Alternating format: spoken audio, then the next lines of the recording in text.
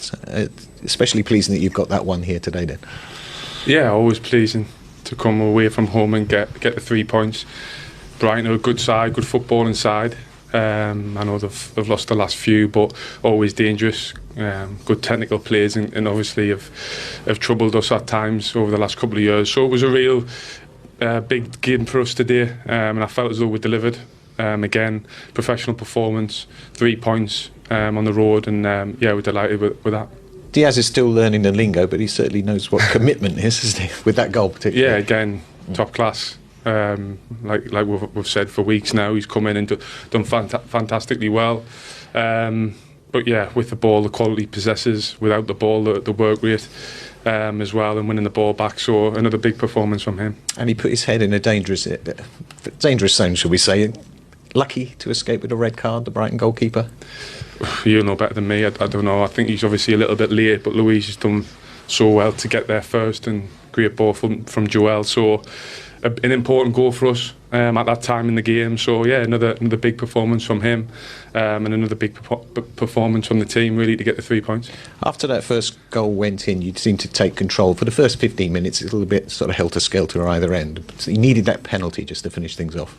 Yeah, you always want the second goal. When it's 1-0, you always want that second goal to try and kill the game off a little bit more. So thankfully we managed to do that. Had one or two more chances, half chances to score as well, especially on the counter-attack and breaking. So yeah, I think overall, we'll be very pleased with the overall performance, to be honest. 8 weeks ago the gap was 14 points, down to 3 now. So that's a proper title race, isn't it? I mean, we speak about this every week, but for us, the same mantra: concentrating on ourselves, concentrate on the next game, and that's the most important. And I think it's worked really well for us. The focus has always been the next game, no matter what competition, and to give everything in that game. And like I said, there's no reason to change that now. Fascinating to watch it unfold. They're demanding perfection of each other, Manchester City and Liverpool. You mentioned in your post-match reaction at full time, Michael, they've not been at their scintillating best of late, Liverpool, but will that really bother Jurgen Klopp right now? No, not at all. I mean, if you look at the results, then, you know, they've won quite a few games on the spin in the Premier League now. 8 in all now. Yeah, it's sensational. And when they need to win, it's a bit like you mentioned, is it 3 seasons ago in that title race? Yeah. They bring out the best in each other. We've said it for a long time. If Liverpool weren't, you know, on this planet, then City wouldn't be getting the numbers that they're getting, and vice versa. We've seen it with great players over the years. Messi, Ronaldo, you know, they drive each other to levels that you wouldn't expect. So it often takes another good team, another good player to be able to get to those levels that, as I say, they're almost unattainable without it. Yeah. Were they pretty much in control of the game across the 90 minutes for you, Chris? I always felt so, even though Brighton's possession was very good. Yeah. And Brighton missed that opportunity at 2-0 where Trossard gets the really good chance. But you always felt that Liverpool had that extra gear, particularly offensively and breaking it and getting into areas. And probably on chances they could have made it a little bit more, you know, comfortable for themselves. But I think it's the same as what Michael said, and it's like, you know, the Liverpool teams of the great. You know, their performance levels weren't always on top because they were always challenging in all competitions, and it's impossible to commit to that type of level every single game. But when you've got individuals, your Van Dijks, that can defend one-on-one, you know, when they can put the wide players in high positions, and you've got technically good players, then you can do that and you can pick their moments. Let's have a look at the crucial moment of the second half. The penalty for Mo Salah. Yves Bissouma was the culprit, I suppose, for Brighton for the handball to Naby Keita's shot.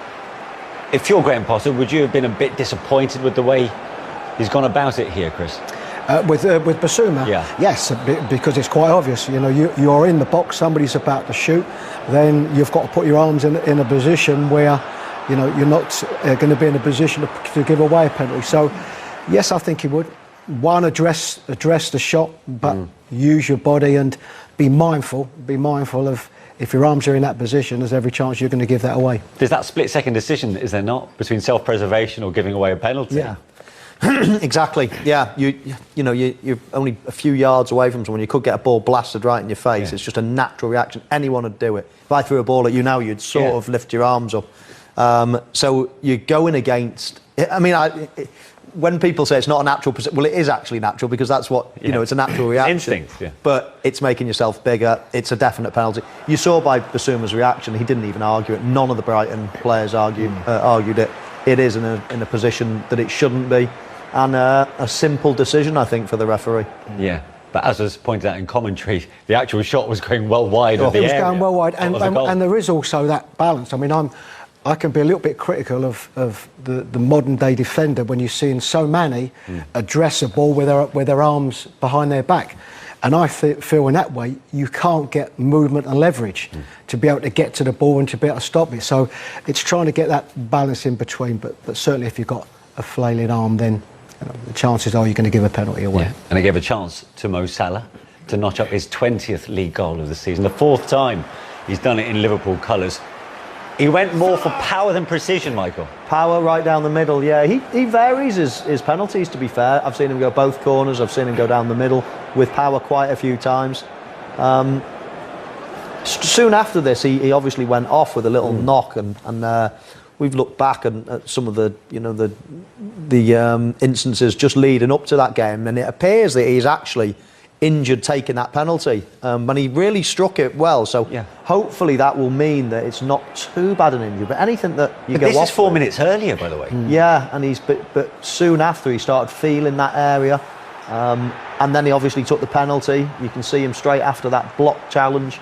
He's feeling the area. He continues. He plays for another 4 or 5 minutes, and then, as you say, after the penalty, he's telling Jordan Henderson he's got a problem here. So he's actually smacked the ball with that foot into the back of the net. So it can't be too bad. And he's walked off. But enough for it to be a worry, because someone like Mo Salah doesn't go... When there's goals available, he doesn't go off without... But that's the type of incident that, because of the momentum of the game, and I've got no doubts, the adrenaline of taking a penalty, he probably wouldn't have felt it.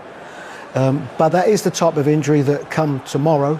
It's a lot sorer tomorrow. Hopefully not, and hopefully it's not an issue. Yeah, but that's interesting that he opted for power, if he was carrying a bit of a niggle in that leg. But we spoke about it while watching that second half unfold, because it was not a particularly great game so far for him. For confidence value, is it always good as a striker or as an attacker to go for power just to get almost kick-start your form in the match itself? I think it's more a case, Manish, of if you're not so confident, I'm certainly not saying Mo Salah is, but in my experience, when you're not so confident, when you're not banging goals left, right and centre, you tend to go more percentages. You go for power, you go smack it down the middle. When you're on top of your game, you don't even see you see, I can shave the post there. You're so on it. So I think going for power, whether it was an injury thing, whether it was maybe he wasn't feeling great at the time, whatever it was, but it certainly worked. As long as the net bulges, then it doesn't matter how you put it in. No. Out of the squad to face Liverpool at home later on Sunday after saying he was dissatisfied with his role at Stamford Bridge, according to reports in the British media. The 28-year-old, who signed for Chelsea from Inter Milan in the close season for a club record fee of £97.5 million, $131.91 million, told Sky Italy this week that he was unhappy with manager Thomas Tuchel's system, adding that he would like to return to Italy at some point in his career. Asked about the Belgian international's comments ahead of the Liverpool game, Tuchel said they were not helpful. "We don't like it, of course. It brings noise that we don't need, and it's not helpful. We can take the time to try and understand what is going on. If there is something to discuss, it's behind closed doors, for sure," the German told reporters. Lukaku has scored in his last 2 Premier League appearances against Aston Villa and Brighton and Hove Albion following his return to the side after testing positive for COVID-19. He has netted 7 times in 18 games across all competitions this season. Chelsea are second in the league standings with 42 points from 20 games, a point ahead of third-placed Liverpool, who have a game in hand.